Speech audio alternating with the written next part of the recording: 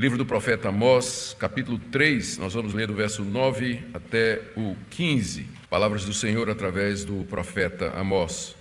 Fazei ouvir isso nos castelos de Asdod e nos castelos da terra do Egito, e dizei: ajuntai-vos sobre os montes de Samaria, e vede que grandes tumultos há nela, e que opressões há no meio dela, porque Israel não sabe fazer o que é reto, diz o Senhor, e entesoura nos seus castelos a violência e a devastação. Portanto, assim diz o Senhor Deus: o inimigo cercará a tua terra, derribará a tua fortaleza, e os teus castelos serão saqueados. Assim diz o Senhor: como o pastor livra da boca do leão as duas pernas ou um pedacinho da orelha, assim serão salvos os filhos de Israel que habitam em Samaria, com apenas o canto da cama e parte do leito. Ouvi e protestai contra a casa de Jacó, diz o Senhor Deus, o Deus dos exércitos. No dia em que eu punir Israel por causa das suas transgressões, visitarei também os altares de Betel.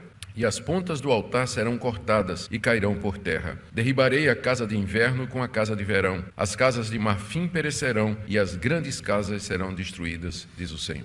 Até aqui a leitura da palavra de Deus. Oremos, pedindo a Ele a iluminação do Espírito Santo, irmãos. Ó Pai querido, estamos diante da Tua palavra e precisamos ser iluminados para compreender o seu significado e sua aplicação para nós. Sabemos que Amós falou da Tua parte ao Teu povo milênios atrás, mas nós sabemos porque é a Tua palavra que ela permanece para sempre e que tem aplicações para a igreja de todas as épocas, como nós hoje, que aqui nos debruçamos sobre ela. Pedimos, portanto, que Teu Espírito Santo nos conduza em cada parte dessa exposição, trazendo luz, encorajamento, correção, ânimo, instrução, tudo de acordo com a Tua vontade. É o que pedimos em nome de Jesus. Amém. Irmãos, um dos últimos recursos que Deus usa para corrigir o seu povo e trazê-lo de volta à obediência é expor os pecados do seu povo diante do mundo. E nada traz maior vergonha do que nós sermos corrigidos e humilhados na presença dos que não são da igreja. Acho que nenhum castigo é tão terrível para a igreja quanto ser castigada por Deus diante do mundo. É exatamente esse o tema da passagem que nós acabamos de ler. O profeta Amós havia anunciado o juízo de Deus contra as nações vizinhas, as nações pagãs que cercavam a nação de Israel. Isso está no capítulo 1 que nós já vimos. Em seguida, ele anunciou o mesmo juízo de Deus contra Judá e contra Israel, os dois reinos que compunham o seu povo. E ele fez isso dizendo que o seu povo era mais culpado do que os povos pagãos. Está aí no capítulo 2. Mais culpado porque a nação de Israel e a nação de Judá tinham recebido a revelação especial de Deus. Tinham recebido a lei de Moisés, tinham recebido as promessas, o culto verdadeiro. A eles Deus havia revelado o seu nome e feito a promessa do Messias. Os demais povos andavam na escuridão. No máximo tinham a revelação da natureza e a revelação na sua consciência. Mas apesar de Deus ter exposto ou ter denunciado através de Amós os pecados de Judá e de Israel, eles não queriam ouvir as exortações de Amós. Isso porque a teologia deles, que nós chamamos de teologia do Reino do Norte, ensinava que pelo fato de Israel ter uma aliança com Deus, isso significava apenas bênçãos e nunca juízo, nunca castigo. O fato de terem sido escolhidos de entre todas as nações para serem o povo especial de Deus, daria, teoricamente, à nação de Israel isenção de determinados juízos e castigos que Deus mandaria somente para os pagãos e para os ímpios. Eles, então, não queriam levar a sério quando Amós dizia: o juízo está chegando. Deus vai castigar vocês por conta das suas iniquidades, exatamente como ele vai castigar as nações vizinhas. Por 3 ou 4 transgressões de Israel e de Judá, eu não suspenderei o castigo. Amós explica então que é o contrário, que a aliança que eles haviam feito com Deus e Deus com eles, levava necessariamente ao juízo, como está no início do capítulo 3, verso 2: de todas as famílias da terra, somente a vocês eu escolhi, portanto eu vos punirei por todas as vossas transgressões. A aliança não trazia imunidade, trazia responsabilidade. Exatamente porque eles eram filhos de Deus, é que Deus se via na obrigação de castigá-los diante do mundo, porque eles levavam o nome de Deus, eram chamados pelo nome de Deus. E além disso, Amós diz: eu só estou aqui pregando esse tipo de mensagem porque Deus me apareceu e Deus me mandou fazer isso. É a passagem que nós vimos por último, do verso 3 até o verso 8, quando ele diz assim: tudo que acontece tem uma causa, todo efeito tem uma causa. Dois só andam juntos se eles estiverem de acordo. O leão só ruge se tiver uma presa. O pássaro só é capturado se houver um laço. A trombeta só toca se há perigo para a cidade. O desastre só vem à cidade se Deus trouxer. E o profeta só fala se Deus mandar. E com isso Amós explica porque que ele tinha saído do Reino do Sul, onde era um pequeno agricultor, criador de ovelhas, fez toda a viagem para pregar uma mensagem desagradável no Reino do Norte, correndo risco de vida e pagando aquela mensagem com a sua própria liberdade. Agora então, no texto que nós lemos, o profeta, dirigido por Deus, usa mais um recurso para tentar trazer a nação de Israel ao arrependimento. Ele se dirige às nações vizinhas e convida essas nações a serem testemunhas de acusação de Deus. Deus vai montar um grande tribunal, onde ele vai julgar e vai castigar o seu povo. E ele chama como testemunha de acusação as nações pagãs que estão ao redor da nação de Israel. Então, nessa manhã, eu queria ver com vocês, em primeiro lugar, esse convite que Deus faz às nações pagãs, vizinhas e inimigas, está aí no verso 9. Depois, o que é que Amós diz que elas deveriam testemunhar, que são as transgressões de Israel, versos de 9 a 10. Terceiro, elas deveriam também testemunhar o castigo de Deus contra a nação, está aí dos versos 11 a 15. Nós vamos terminar indagando por que Deus queria que as nações pagãs vissem o castigo que ele traria contra o seu próprio povo. Então, em primeiro lugar, aquele convite que Deus está fazendo para as nações vizinhas, verso 9: fazei ouvir isso nos castelos de Asdod e nos castelos da terra do Egito, e dizei: ajuntai-vos sobre os montes de Samaria,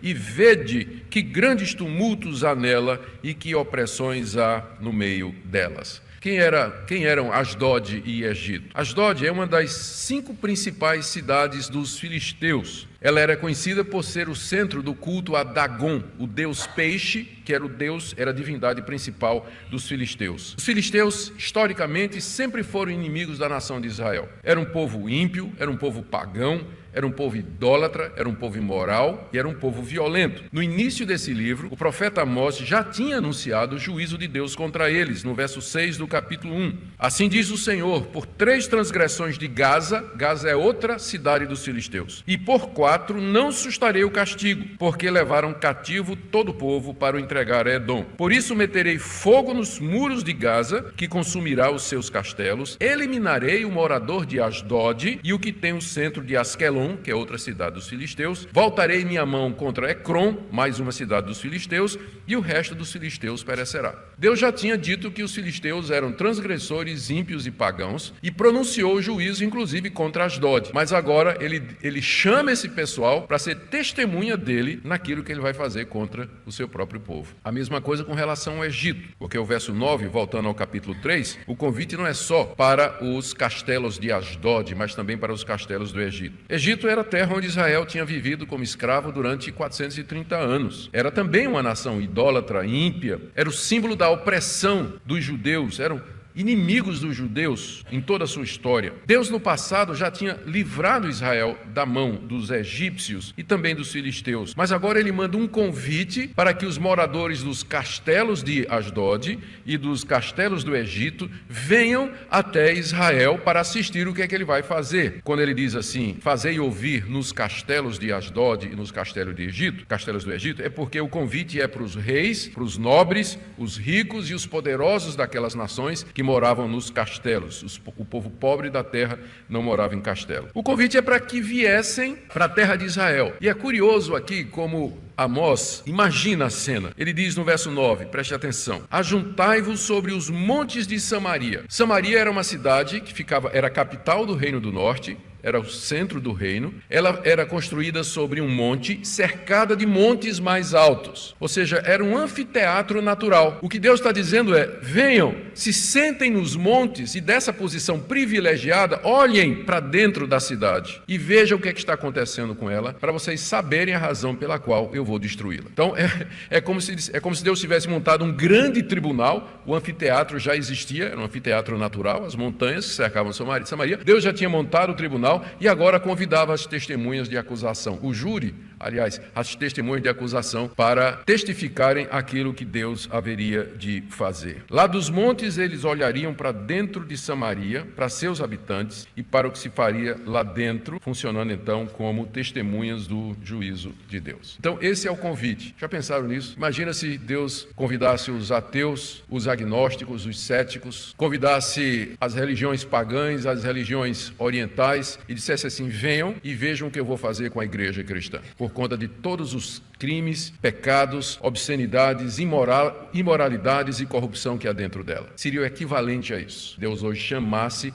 esses povos para ver o que é que ele vai fazer conosco, o juízo que ele vai trazer sobre nós por conta dos nossos pecados. É isso que ele fez, o convite é esse. Agora, o que é que eles deveriam testemunhar? Está aí do verso 9 a 10. No verso 9 ele diz: ajuntai-vos sobre os montes de Samaria e vede. E aí ele enuncia pelo menos 3 coisas. O que é que eles tinham de ver como testemunha? Primeiro, os grandes tumultos e opressões que há no meio da cidade. Amós está se referindo às opressões e tumultos causados pelos príncipes, pelos poderosos da terra, com impostos e saques, oprimindo os miseráveis e enriquecendo à custa deles. Segunda coisa que os inimigos deveriam observar como testemunhas de Deus: Israel não sabe fazer o que é reto. O meu povo não sabe fazer o que é reto, ou seja, eles não conseguem fazer nada com honestidade. Os seus negócios são sempre ilícitos. Os juízes torcem o direito, oprimem os pobres. Está tudo torto dentro da cidade. Eles não sabem fazer o que é reto. Terceiro, agora no verso 10, ainda no verso 10, Israel entesoura nos seus castelos a violência e a devastação. Os palácios de Samaria estavam cheios de riquezas que foram obtidas de maneira ilícita, bens que tinham sido roubados, propriedades que eram resultado do saque, bens que eram resultado de uma obtenção através da violência. Como eu disse, já dissemos, durante esse período, a nação de Israel, no Reino do Norte, sob a liderança de Jeroboão II, que era um militar, tinha uma estratégia militar muito boa e era um economista muito bom também, a nação estava florescente, vivia um período de prosperidade que levava os judeus a confundir isso com a bênção de Deus e pensar que aquilo era um sinal da bênção de Deus. Todavia, toda aquela riqueza havia sido adquirida de maneira ilícita, através de juízes comprados, através da opressão dos pobres, sonegação de salário, torcer o contrato com os agricultores e uma série de outros pecados de ordem social que Amós denuncia aqui. E Deus está chamando os filisteus e os egípcios para dizer: senta aí e vê o que está acontecendo no meio do meu povo. Veja o que está acontecendo, a opressão, o tumulto. Esse povo não sabe fazer o que é reto e as riquezas que eles têm foram adquiridas de maneira ilícita. Era isso que eles deveriam testemunhar.